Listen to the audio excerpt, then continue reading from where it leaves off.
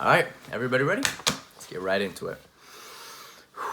Welcome back, everybody, to this week's episode of Alameda Views. Today is Saturday, May 23rd, I believe, and we got a great show for you guys.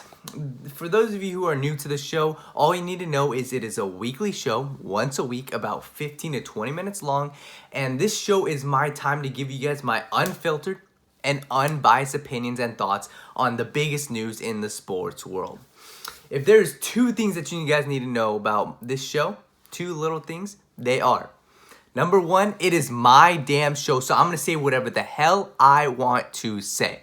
And what I mean by this is, this is my time, my 15 to 20 minutes, my little sanctuary in here for me to say whatever the hell I want to say. This is my time to give you guys my explanations for my different and unique perspectives, because I do research, I do my analysis, and this is my time to explain it to you guys. And that leads me to point number two.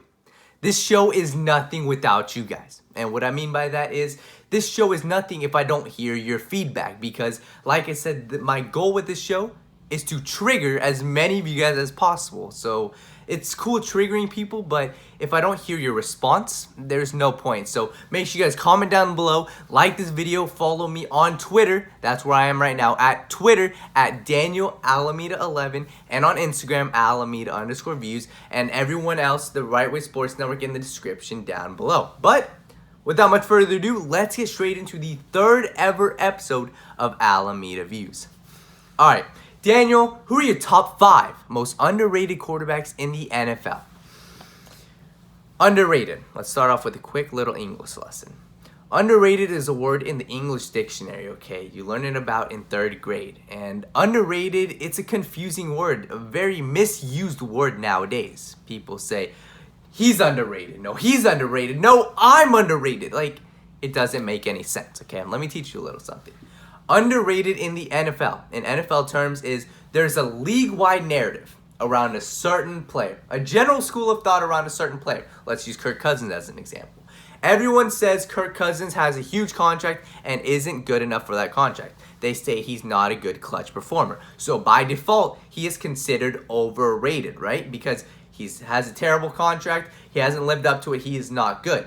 But when everyone's thinking about that, he's actually underrated by default, because when everyone says one way, when everyone sways one way, the other way, if it's true, Kirk Cousins is an accurate quarterback, he's a great leader, he's a great teammate, and he fits the Viking system. So by default, he's a great quarterback for the Vikings, but when everyone says he's not, that makes him underrated. So that's a little English lesson. Let's get right into it. The 5th most underrated quarterback in the NFL, Gardner Minshew. Gardner Minshew, the biggest reason he's underrated for me is because, like I said, the general narrative around the league is the Jaguars will draft the quarterback next year. Okay. When there's a narrative around a team, the Jaguars, who aren't going to be so competitive this year, and everyone says they're drafting a quarterback next year, what does that mean for their quarterback who is there now? What does that mean for 6th-round pick Gardner Minshew, who had arguably the best quarterback season of any rookie last year? Even though he was a 6th-round pick, he stepped right in, only threw 6 interceptions all year. Gardner Minshew had a terrific year, but when the narrative is the Jaguars are going to replace him without giving him a chance, when everyone's saying Trevor Lawrence is immediately on the Jaguars by default, it makes no sense. And I'm telling you guys, when the general narrative around a team, around a player is he is getting replaced. And what does it mean if you're getting replaced? It means you're not good enough. And Gardner Minshew is good enough. Gardner Minshew has the work ethic. He may not have all the talent, may not have all the arm strength, but it kind of reminds me of somebody named Tom Brady, okay?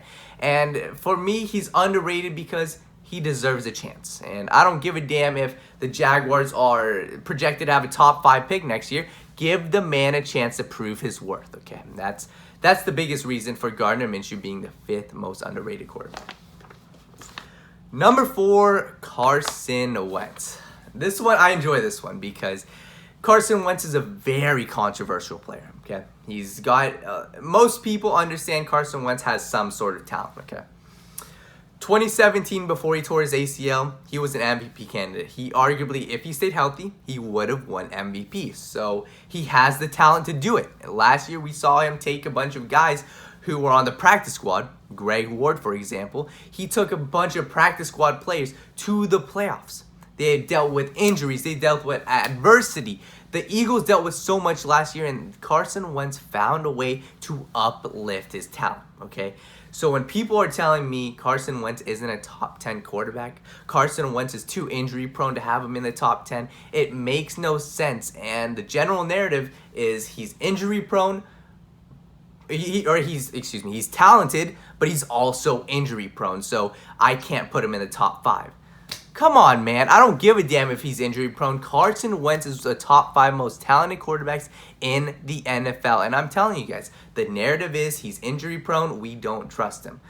But my understanding and my thought process, what I've seen from the film is he's a top 5 most talented quarterback in the NFL. No questions asked. No discussion about that. So if he's top 5 and people won't put him top 10, he's underrated.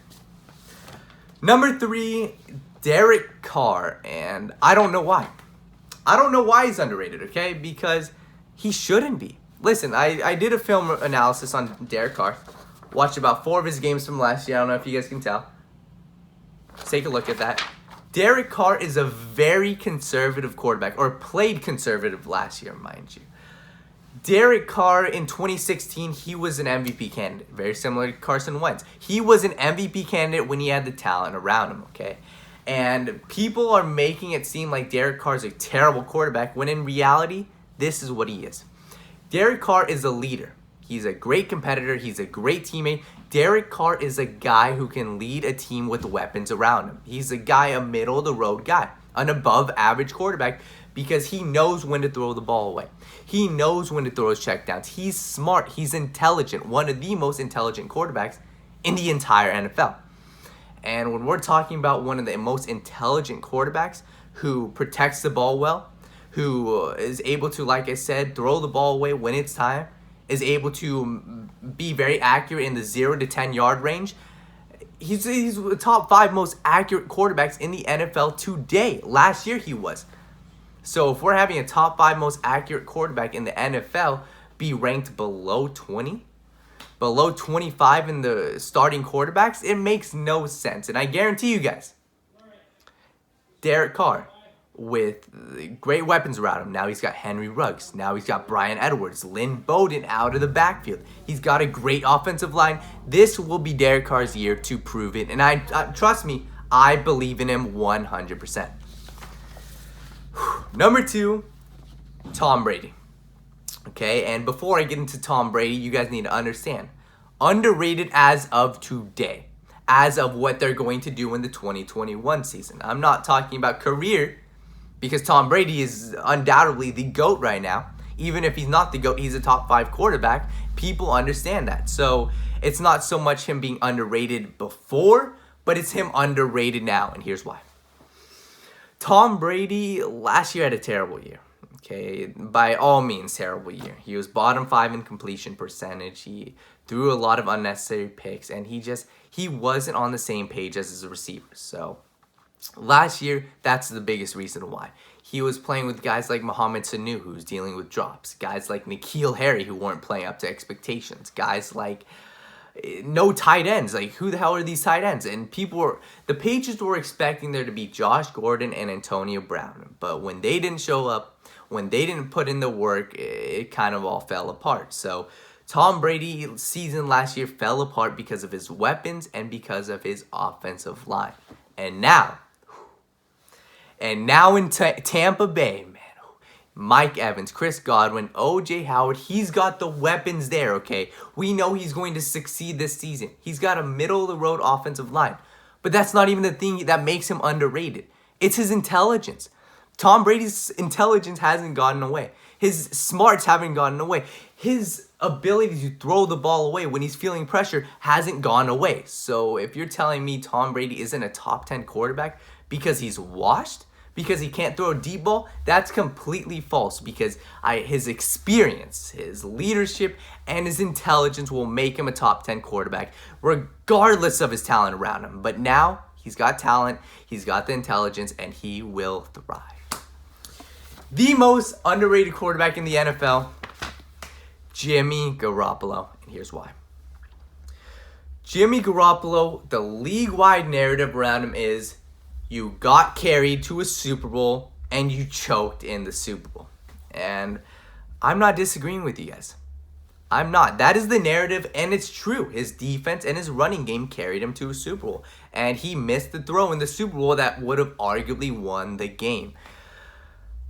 But he's a great quarterback, guys. He is a damn great quarterback. I did a film analysis of him, and I'll talk about that one later. But Jimmy Garoppolo is excellent in the flats. He's excellent in the intermediate portions. He's top 5 in most accurate quarterbacks in the NFL today. And he fits the 49ers system. I don't give a damn about his contract. I don't care how much Kyle Shanahan paid him. You pay your quarterback whatever amount.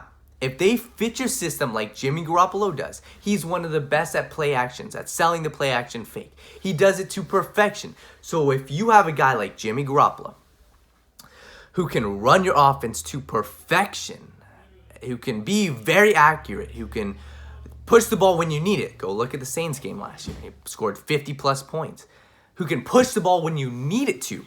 He can do everything for the 49ers offense, and I don't give a damn if he got carried. He is underrated. All right, here is this week's segment of Ask Daniel, and we're going to do it a little bit differently because I got 20-plus questions asked, but I can only answer 5, so I'm going to try to answer them as quick as possible, but let's get right into them, all right? Evan Rickard05 says, will James Harden become the greatest offensive player at the end of his career? Evan, I know you're a longtime fan, longtime follower. No, dude. Let me just, I'll make this short and simple. Let me list a couple names for you. Michael Jordan, Allen Iverson, Kobe Bryant, Kevin Durant, Steph Curry. I'll put those 5 easily. Over James Harden. And James Harden's a great scorer. I think he's actually one of the more underrated scorers, underrated players in the NBA. But to say he's going to be number 1 in NBA history, that's a stretch. Because, listen, he's great at drawing fouls. James Harden's mastered the art of drawing fouls. He's mastered the art of step-back jumpers. But he's a little bit too inconsistent. That's my biggest flaw with him. That's my only issue with not having him at number 1 is because he's not consistent. When you look at Michael Jordan, Kobe, Steph Curry, all these guys were consistent. And James Harden, I'm not going to put him up there because just those other 5, you can throw in Tracy McGrady in there. These guys are consistent and these guys are all-time greats. James Harden's up there, but he will not be number 1. This question is from Fantasy on Tap. Who will have the better 2021 season, Deebo Samuel or Terry McLaurin? This is a tough one because both these guys are second-year receivers and both of them had tremendous first rookie seasons, okay? And it's a toss-up. You can do either or. Both are going to have successful seasons. But I'm going to lean McLaurin. And let me list a couple stats. Last year, McLaurin had 12 more targets than Deebo Samuel. McLaurin had 4 more touchdowns than Deebo Samuel, and he averaged 1 more yard per reception than Deebo Samuel. And I know Deebo Samuel was used as a weapon all over the field in the rushing game, but Terry McLaurin in this upcoming season, the Redskins are going to be playing from behind. That's the bottom line. And in fantasy, I'm going to go with the guy who has more opportunities. I understand Deebo Samuel may be a more talented receiver, but if Terry McLaurin is getting more looks, if Terry McLaurin is getting more receptions, if he's getting more targets, and in his second year with Dwayne Haskins, he's going to be even more comfortable, I'm going to go here. I'm going to lean Terry McLaurin. Can't go wrong with either or, but I lean Terry McLaurin. Eli Prod, probably Eli Productions, asks, what are Dalvin Cook's expectations for the season? Stay healthy, my man. Stay healthy, and that's pretty much the bottom line because Dalvin Cook had a tremendous year last year. Played in 13 games, was top 10 in rushing yards. But when you look at it, Dalvin Cook had a pretty damn good year, and it's hard to see him improving off of that. This offseason, they lost their offense coordinator, Kevin Stefanski, and I know it's an in-house hire, Gary Kubiak, but You lost Stephon Diggs. It's just a lot of changes. And if you're looking at last year, we know Dalvin Cook's injury history. We know he gets injured a lot. And if you look at last year and he had pretty much a clean bill of health for the majority of the season, I don't know if I'm confident in saying he's going to play 13 games once again. So I'm expecting a little bit of a regression, whether it's injury caused or whether it's just naturally from the lack of weapons on their offense because Stephon Diggs is no longer there, changing a new offensive scheme. But I'm going to expect a little bit of a regression for Dalvin Cook. I think they're still going to be a run-heavy team because that's who Kirk Cousins does. That's Kirk Cousins at his best with the play-action fake. They're going to be a run-heavy team, but there some way, somehow, he's going to regress. He's got a great backup behind him, Alexander Madison, and if he gets injured, Madison will step right in right away. The next question is, will Steph Curry ever reach the all-time top 10? Yes. Simple. Y-E, yes, yes. And this one's pretty easy for me. I understand there's a lot of controversy right now in top 10 lists, whether it's the GOAT debate with LeBron or Jordan, or whether it's including Hakeem in there, or including Tim Duncan in your top 5. There's a lot of controversy, so this can go either way. But Steph Curry revolutionized the game of basketball. That's the bottom line. He revolutionized the 2010s. He revolutionized the game basketball was played, and he's won 3 championships. He's won 2 MVPs, 1 unanimous, and he's not done. Steph Curry is only 32, so by the time he finishes up his career, he'll be the most prolific three-point shooter in NBA history. He would have revolutionized the game of basketball.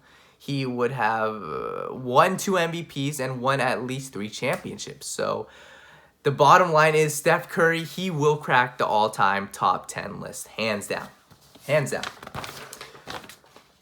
Our final question of the day is from Mr. Sideline, and it is, who is your number 1 prospect in the 2020 NBA draft? And this one's an interesting one because I want to go with player, but I'm actually going to give you 2 answers for this.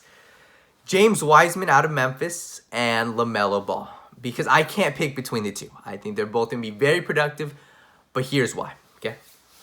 James Wiseman has the frame, 7'1", 7'5" wingspan. He's got the defensive capabilities. He's got the ability on the offensive end to be a franchise centerpiece at the center position. And James Wiseman, if you put him in a position like, let's say with the Warriors, who need a center, he's athletic as hell. And like I said, 7'5" wingspan, so he's great on the defensive end.